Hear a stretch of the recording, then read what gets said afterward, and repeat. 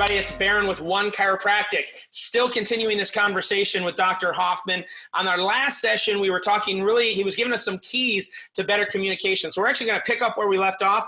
He's going to give us one more key to communicating, and then he's going to start talking to you about how do you actually start changing that as an entire environment in your practice. So I'm not going to waste any more time, Doc. I'm going to turn it right back over to you. Great. So in the last video, I said I'd give you 2 or 3 gems, and I gave you 3. Today, I want to start off with a bonus gem that kind of ties all those other ones in. And that's this. We all, because we've gone to school and we train and we study, we tend to communicate head to head. But the real effective communicators communicate heart to heart. They open up their heart. Patients feel their words. They just don't hear their words. That when they communicate emotionally, it creates a visceral reaction. For example, when cell phones and tablets came out about 10 or 11 years ago, we developed a new phenomenon in society where people were doing this with their head. We used to call that text neck. But about 2 or 3 years ago, researchers stopped using that phrase. They started using this phrase to describe the exact same thing, digital dementia. So think about it. Which one of those 2 phrases, text neck or digital dementia, creates more of a visceral reaction inside of you? See, so we have to learn to use the right words. We don't cut people down from 3 times a week to 2 times a week. We graduate them. You know, I'm not necessarily a big fan of starting off on visit 1, telling them my life story about subluxation. Now, I'm a subluxationist. God knows you don't get to be president of the ICA and not be a subluxationist. And I promise you, I will train my patient about subluxation, but not on the first visit or 2. On the first visit or 2, I want to come up with visceral, emotional, moving words that describe a subluxation. So for example, Baron, a subluxation is serious, isn't it? Left uncorrected, it obviously becomes chronic, doesn't it? And left uncorrected, it will become degenerative. We know there's a subluxation degenerative process. Right. So when I tell my patient that after going through a very detailed case history with you, and then a very thorough exam, and coupling that with my years of experience of taking care of thousands of patients with problems similar to yours, I could tell you without a doubt that you have a serious, chronic, and degenerative condition, and I'm concerned. Now, I got to tell you, any doctor on the planet telling a patient that you have a serious, chronic, and degenerative condition, and I'm concerned, is going to create a sympathetic storm. Their primitive brain is going, danger, danger, pay attention. See, now I have their undivided attention. Right. Now, if I did that to manipulate them, shame on me. But if I did that to get their attention so I can educate them properly and get them to see that care is a necessity, not a luxury, right. Well played. Yeah. Well played. When your patient thinks that your care is a luxury, there are 3 ugly things that show up all the time: time, distance, money. But when they see your care as a necessity, those 3 things disappear. That's huge. I can't begin to tell you how many doctors tell me, my patients can't afford my care. My patients don't accept care because my care is too much money. That's crap. Yep. Because the same patient who might not be able to want to pay you $50 or $60 or $100 for a visit, if something, God forbid, happened to their cat and their cat needed $1,800 worth of surgery tomorrow, they're going to find the money. Right. People find the money for what they prioritize, what they value.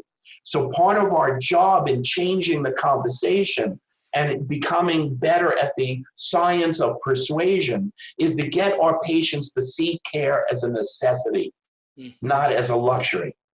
And I love that. And I want to go back to something because, you know, I've been around the industry now. I'm celebrating my 26th year. And And I've seen consultants come and go. And my first consultant was David Singer, and I was entrenched in, the Scientology and the primary script and the whole idea of manipulating. So I want to point this out because I know there are some people watching this that just listened to Dr. Hoffman and went, oh, here we go again. It's all about manipulating the patient. But I want you to hear what he just said, and I want to reiterate it. At some point, you have to get their attention, right? And it is your motive. If my motive is to manipulate them to sell 60 visits because that's going to pay my mortgage, absolutely. That's like the old consulting, and we're doing emotional manipulation. However, if you're doing it just to calm down, remember, most of these people are in a sympathetic state, right? Their whole body's kind of going crazy. Their mind's going a million miles a minute, wondering what's going to happen in this visit. How are things going? How do you calm all that down to get them to actually listen to what you're saying? So that little script that he just went through is not about manipulating the patient for an outcome. It's about learning how to get them into a mode where you can actually start educating them and they have the right information they need to make a decision. So I want to make that distinction because I think the knee-jerk reaction is to listen to you say that and to think, oh, here we go again. I can't ever do that. I would never say that I'm concerned to a patient. You say all kinds of things every day that you don't believe to try to manipulate an outcome. We all do. That's just called survival in today's world. So don't get all humble with me when it comes to communicating to your patients, because we need to get them to a point of hearing what we have to say.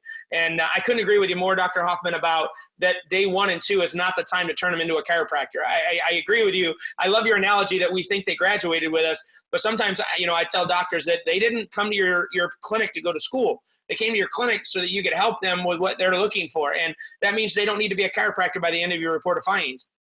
Give them what they need to make the conscious decisions they need to make today. And the real education happens once it starts working. And now they're intrigued by, holy crap, I slept all night last night. I haven't done that in forever. What did you do to me? Then you can start educating them because now they care because there was something in it for them. But if we hit them on day 1 and 2 and all they want to know is, can you help me?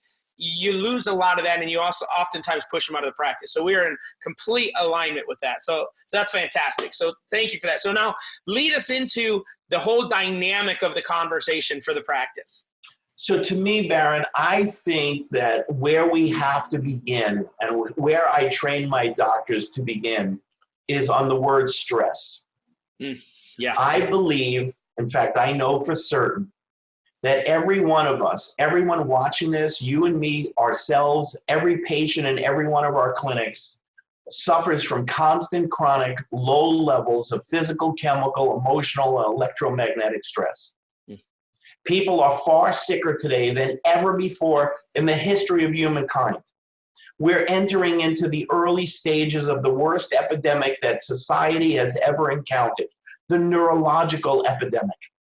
There are more people suffering from Parkinson's and Alzheimer's and autism and lupus and multiple sclerosis and autoimmune disease and migraines and irritable bowel disease, and the list goes on and on and on and on, that quite frankly medicine has no answers for. Mm-hmm.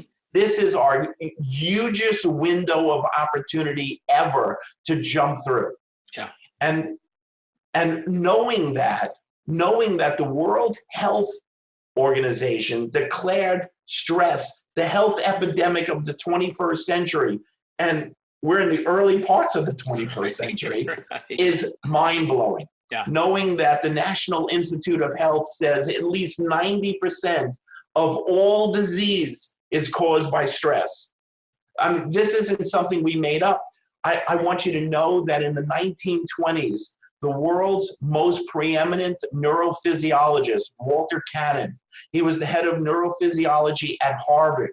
He wrote a groundbreaking book called The Wisdom of the Body. And in that book, he coined 2 phrases that never existed before. One was called fight, flight, and the other was called homeostasis. We're talking about a huge pillar in the world, in our world. Here's what he said. He said that the cause of all disease is constant stress on the sympathetic nervous system. About 30 years later in Canada, Hans Selye, the father of stress, who wrote the book Stress of Life, said it's unresolved sympathetic stress is the cause of all disease. He didn't have a limit. It wasn't excluding these all disease. And about 20 years later in the 1970s, back at Harvard, Dr. Benson, Herbert Benson, wrote another groundbreaking book called The Relaxation Response, which was his attempt to teach people how to re-engage their parasympathetic nervous system, their healing nervous system, because they were under too much stress, and the cause of all disease was unresolved sympathetic stress. Mm-hmm. See, we've known about this for 100 years, but you can't make a pill to fix a lifestyle problem. That's right. That's right. So there isn't a lot of I just want to write, because it's just popped in my head, and this is a very loose correlation, but it keeps popping into my head. You go back to Dee, and you really start understanding, we always thought it was hard bone on soft nerve when we were listening to Dee talk. One cause, one cure was that whole stress symptom, right? It was that whole neural. Now that we have this research and we can go back and read some of the green books, your mind's blown, right? Because he was talking about this stuff before there was even terminology for it. And so our profession has been in the nucleus of this conversation, unbeknownst to us, because 100%. We've dumbed it down to what we could understand with the information we had at the time. But this goes back to your first video, that we have to adapt. You know, we have to be willing to sit there and say, okay, yes, there is a component of hard bone on soft nerve. Yes, you know, those exist in the nerve root and so on and so forth. But that's not it. That's not the big idea that Dee and BJ were talking about. So I just wanted to make that correlation, because as you're talking, I'm like, dude, he had it so right back then. We just didn't have the vocabulary for it. Correct. So here is something much closer to the big idea. When the brain is balanced, the body is balanced. Mm-hmm. When the brain is imbalanced, the body is imbalanced. And what do we mean by the brain balanced or imbalanced? We mean the autonomic nervous system. Right. You know, our sympathetics are about survival. In fact, I teach my doctors, don't teach your patients sympathetic, parasympathetic. Tell your patients that your autonomic nervous system has two branches. One is your survival nervous system, and one is your healing nervous system. Mm-hmm. And they're supposed to be in balance. That's but great. The problem is, because of constant chronic low levels of physical, chemical, emotional, electromagnetic stress, you're trapped in sympathetic dominance. You're trapped in survival dominance, and your ability to heal is greatly diminished.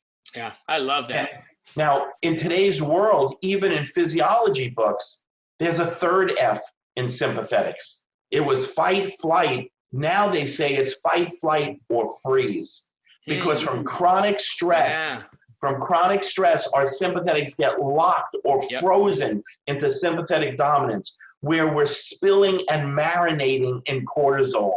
Yeah. By the way, is marinating an emotionally charged word? You bet. Okay.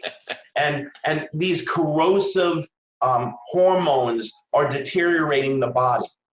What we know for a fact is that I can't get rid of my stress. I can't get rid of my patient's stress, but I can neutralize the stress response.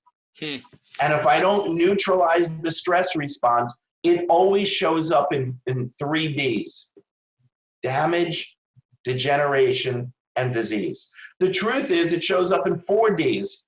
I don't want to go that far. Damage, degeneration, disease, death. Yeah. Okay? Yeah. So it's the 3D model of stress. So our job is to recognize, let me just finish this concept. Yep, go ahead. When the sympathetic, parasympathetic, survival, healing nervous systems are out of balance, the body has to follow. Now, this is complicated and confusing for most people, certainly our patients and many of us, because sometimes that's called high blood pressure. Sometimes that's called eczema. Sometimes that's called digestive problems. Sometimes that's called migraines or back pain. But it all comes from the same thing. It just attacks the weakest link. Does that make sense? Oh, dude.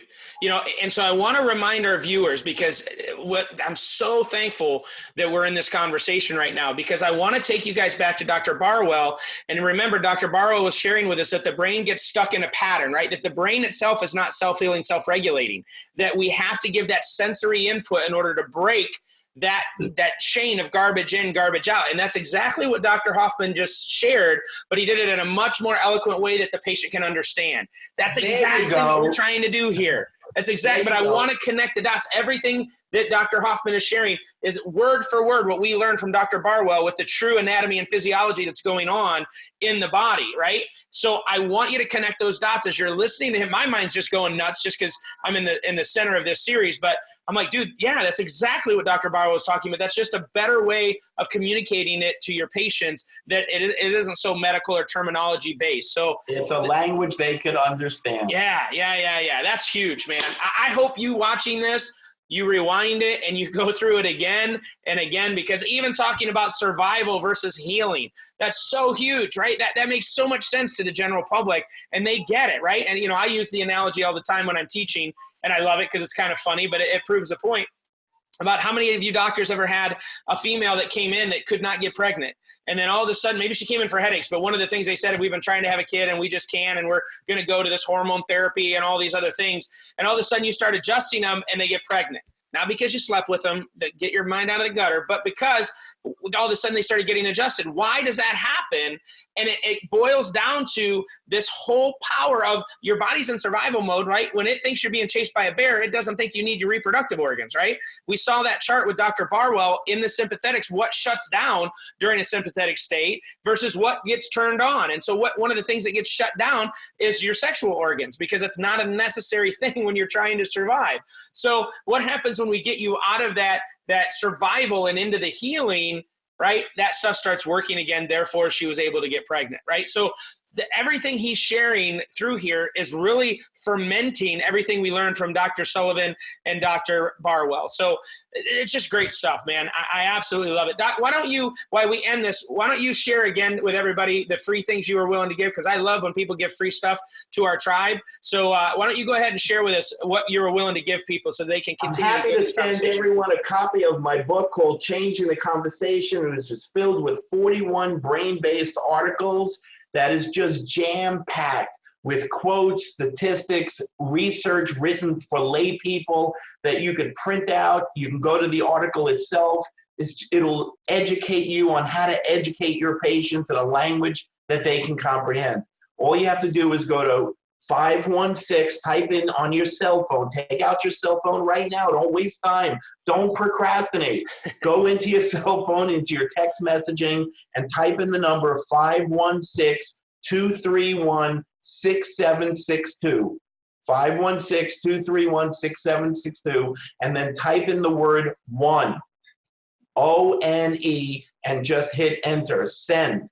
And it will prompt you with 2 or 3 very simple questions, and then you will get the book in the next day or two. And then a day or two after that, I'll also send you a series of videos that I recorded that will take you step by step, walking you through the process on how to convert your patients and your practice to a brain-based practice. Awesome. Can't thank you enough again for your time and your gift. We're not done with Dr. Hoffman, though, so we'll see you tomorrow with a new session with him. But thank you again. Send this to people you know. I know you get tired of me saying it, but we need more people. I'm super excited. We've got thousands of people that are a part of this series, but we need tens of thousands of people, right? We have arguably 88 licensed chiropractors in our country, 88,000 rather. And so we need more people, because if we're going to have that tipping point, right, the law of diffusion of innovation says that we need anywhere from 15 to 18% of our profession to get to this conversation before it tips. So we got to get to a couple, 20, 30,000 people watching this and being engaged in this process. So share it. You're this deep into the series because you've enjoyed it. So give that gift to somebody else. You see, I have nothing to sell. I got nothing that I'm pushing other than the conversation. So please get people on this conversation. We love you. We appreciate you. Make today an amazing day. Take this information you just heard from Dr. Hoffman and go out and try it. Just go out and start talking and see what happens to your environment when you start changing the way that you communicate, because changing the conversation ultimately changes the outcome. So we love you. We appreciate you. We'll talk to you tomorrow.